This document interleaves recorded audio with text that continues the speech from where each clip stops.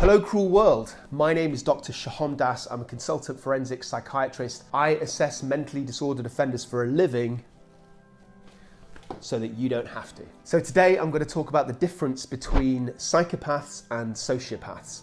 The reason I'm doing this is because somebody at some point asked me on the comments of my YouTube channel to explain this. Sorry, I've forgotten who you are, but thanks for the idea. So I'm going to tell you the similarities between the two and the differences, and I'm going to give you a couple of case examples. The first thing I'd say is that psychopathy is a clinical term, and it's actually a diagnosis. So it's not in the DSM or in the ICD, but there are tests to diagnose it, and we do that on some of the patients I see in the forensic psychiatry services.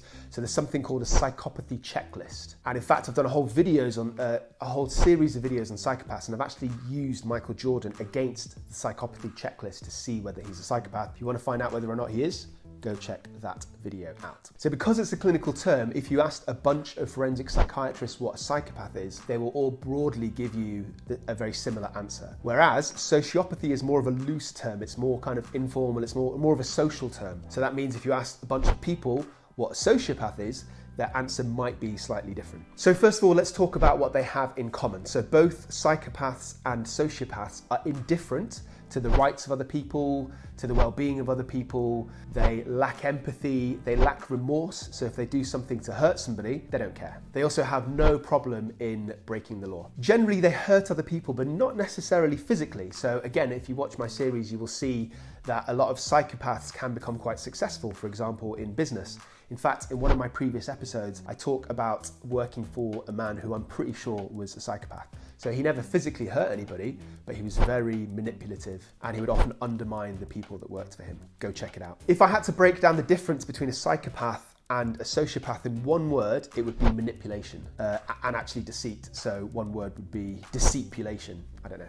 So what I mean by that is a psychopath can pretend to care, whereas a sociopath doesn't even bother. A psychopath may appear to function quite highly well, whereas a sociopath often lives on the fringes of society. So a psychopath's good at faking emotions. So let's say you've just broken up with your girlfriend. A sociopath would say, I don't care, I never liked that bitch anyway. Sorry about the language, not my words, it was a sociopath. Whereas a psychopath will pretend to try and comfort you, will console you, but the very next day he's giving your ex-girlfriend a foot massage, and that is not cool. So a psychopath might have family, he might have relationships, he might have a decent career, he might be on your bowling team, he might come across as a nice guy, but he will stab you in the back to get that promotion. Whereas a sociopath lives on the fringes of society. He's like a career criminal and he's proud of it. He's a bad boy for life. Just like Puffy, P. Diddy, Sean Combs. My favourite difference is the fact that sociopaths are quite callous and they're explosive and reactive with their rage.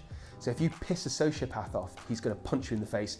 He might even give you a very nasty Chinese burn. Whereas if you annoy a psychopath, then he'll like make jokes about it at the time. He'll smile in your face, but he will plot to poison your salmon en croûte for dinner so that you die later on. His revenge is definitely a dish served cold.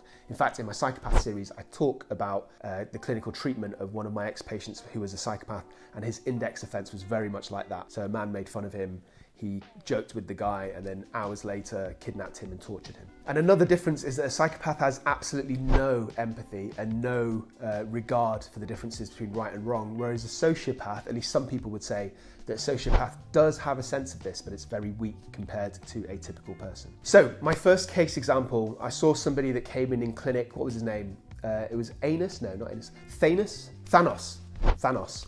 And he was a pretty decent dude. He was a nice enough fella, fairly normal.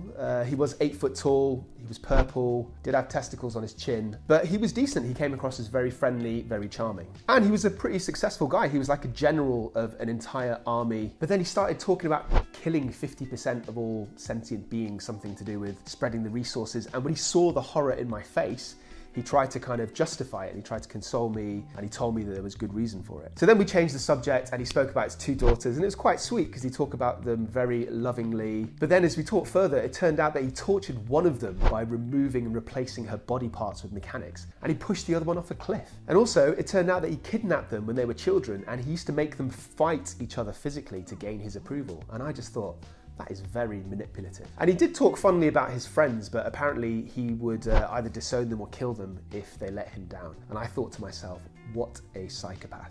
So I sent him off for some very specific long-term psychotherapy, but then as he was leaving, he kept on banging on about, I think they were infinity pebbles and some kind of glove. Dude wasn't making sense. And then the very next guy that I saw in clinic was a man called, was it Brian?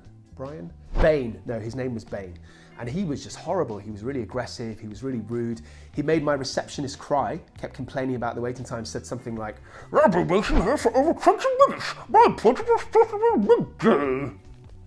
And then we were talking a bit about his life. He seemed obsessed in bombing this city for some reason. And then he told me that recently he shot one of his employees in the stomach because they lost a commissioner down a sewer. I don't really know what he was going on about. And then he broke another man's neck because this man stood up to him. Very odd bloke. I tried to convince him to try some anger management sessions, but he said something like, I could rub it up my glass. I don't know, couldn't really hear him. You can shove it up your glass. Very odd man, had a speech impediment. Anyway, before I conclude this episode, I just want to introduce you formally to this channel. This is a Psych for Sore Minds. I'm Dr. 𝐏𝐬𝐲𝐝 𝐷𝐴S. I'm a consultant forensic psychiatrist. I assess mentally disordered offenders in courts and in prisons and in secure psychiatric units.